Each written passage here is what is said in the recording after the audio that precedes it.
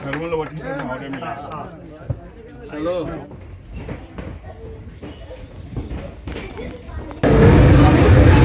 और सतत एक जागरूक देवस्थान के रूप में जिसकी देखभाल की और हर नवरात्रि में इस नागपुर शहर में चर्चा होती है कि खामला में किस दृश्य का निर्माण होने वाला है। इसको सारा साकार करने वाले मेरे मित्र आदरणीय माजी नगर सेवक प्रकाश तोतवानी। प्रकाश जी, इस शहर में बहुत सारे लोग अपने से प्रेरणा लेकर और दुर्गोत्सव मनाने के लिए निकले। कोई लोगों ने 10 साल में बंद किया है, इसलिए 15 साल तक के चला है। एक आधी चीज को शुरू करना ये बड़ा आसान रहता है, पर उसको सतत चलाते रहना सालों साल, संजय जी जैसा आपने बोला 28 साल, ये मामूली बात नहीं है। क्योंकि हम सामाजिक जीवन में काम करते हैं, ऊपर नीचे होते रहता है, समस्याएं आती है, अड़चने आती है, उम्र बढ़ते जाती है, सहयोग करने वाले कम होते जाते हैं, क्योंकि राजनीतिक ऊंचाई के आधार पर भी सहयोग बढ़ता है। और ऐसा लगने लगता है कि अभी ये तो वो सतत जुड़े रहे और उसको जोड़ के रखा प्रकाश जी। तो इसलिए मैं आपका निश्चित रूप से अभिनंदन करता हूँ। आपने 1996 और 97 की याद दिला दी तो मुझे भी याद आया क्या स्थिति थी खामला की और क्या आप हो गई है। इसमें निश्चित रूप से आपका बहुत बड़ा योगदान है, उसके सिवा हो नहीं सकता था। वो दिनों में हम अपोजिशन में रहते थे और उस वक्त फंड लाना, काम करवा लेना, पुलिस स्टेशन में जाना, ये सब जो चीजें है ये बड़ी अड़चन वाली होती है। अभी तो ठीक है, जिधर उधर गवर्नमेंट ये है आपकी, इसलिए आसान हो जाता है।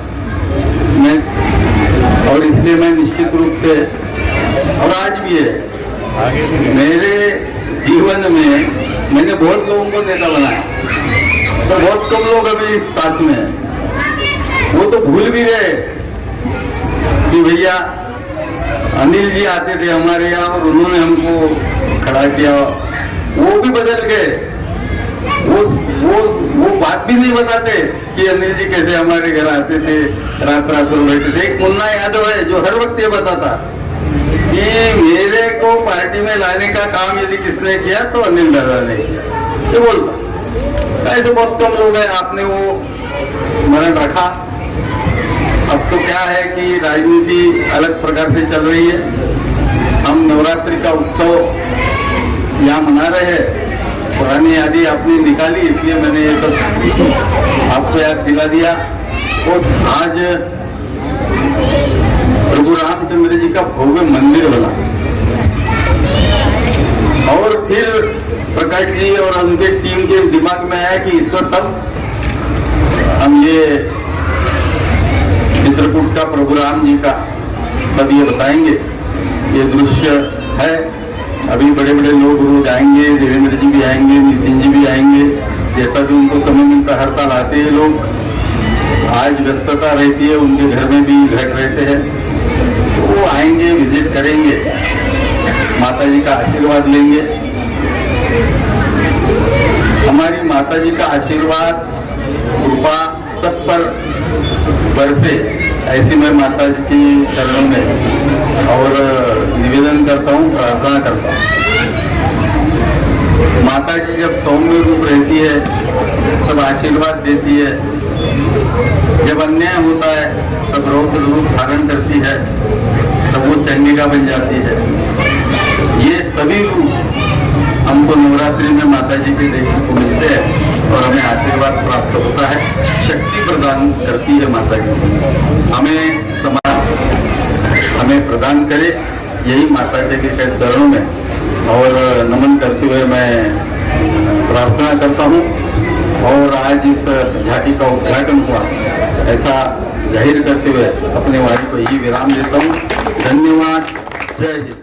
जो भी धार्मिक स्थल बने हुए प्रसिद्ध धार्मिक स्थल, उन धार्मिक स्थलों की प्रतिपूर्ति के रूप में छोटे से झांकी के रूप में यहाँ पर बनाकर नागपुर नगरी के भक्तों को दर्शन करवाया जाता है। उसके पीछे का हमारे मंडल का उद्देश्य एक ही है, नागपुर से 1000, 1200, 1500, 800 किलोमीटर दूरी पर जो भक्त नहीं जा पाते हैं, कोई आर्थिक रूप से परेशान रहता है, कोई शारीरिक रूप से परेशान, कोई मानसिक रूप से परेशान, इसलिए उन भक्तों के लिए यहीं पर ही छोटी सी झांकी बनाकर दर्शन करवाया जाता है।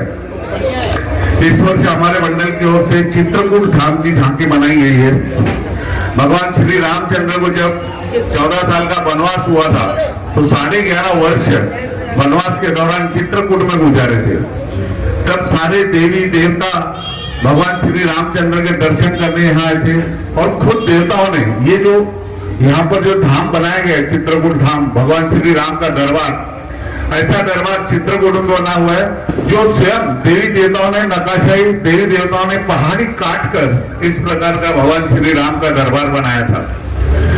सारे देवी देवता जब धरती पर दर्शन करने आए भगवान श्री राम के, तब गोदावरी नदी जो महाराष्ट्र में स्थित है नासिक में, माता गोदावरी नदी की भी इच्छा हो गई कि भगवान श्री रामचंद्र के दर्शन करना चाहिए।